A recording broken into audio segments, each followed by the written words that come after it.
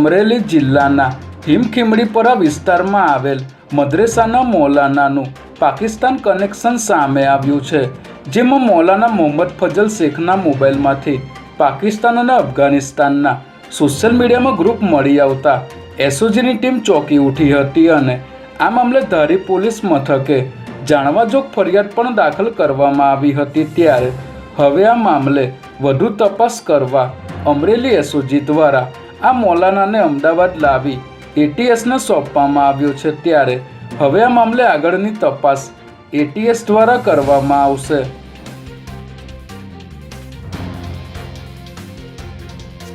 ગુજરાત હાઈકોર્ટે 2002ના ગોધરાકાંડમાં ફરજમાં બેદરકારી બદલ 9 પોલીસકર્મીને બરતરફ કરવાનો હુકમ યથાવત રાખ્યો છે, જેમાં હાઈકોર્ટના જસ્ટિસ વૈભવી નાણાવટીએ ચુકાદામાં પોલીસકર્મીઓની અરજી રદ કરતા એવું અવલોકન કર્યું છે કે જો અરજદાર પોલીસકર્મીઓ સાબરમતી ટ્રેનની સાથે અમદાવાદ ગયા હોત તો ગોધરાની ગોજારી દુર્ઘટના અટકાવી શકાઈ હોત।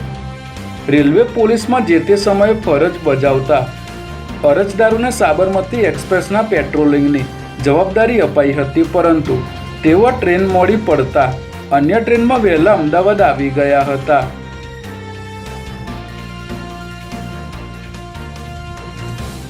અમદાવાદ શહેરના ચંડોળા તળાવમાં 29 એપ્રિલે મેગા ડિમોલિશન કરવામાં આવ્યું હતું, જેમાં 2 દિવસ દરમિયાન 4000 જેટલા ઝૂંપડા અને નાના મોટા મકાનો તોડી 1.5 લાખ ચોરસ મીટર જેટલી જગ્યા ખાલી કરવામાં આવી છે। ત્યારે હવે ચંડોળા તળાવની ફરતે પ્રોટેક્શન વોલ બનાવવાની કામગીરી શરૂ કરવામાં આવી છે।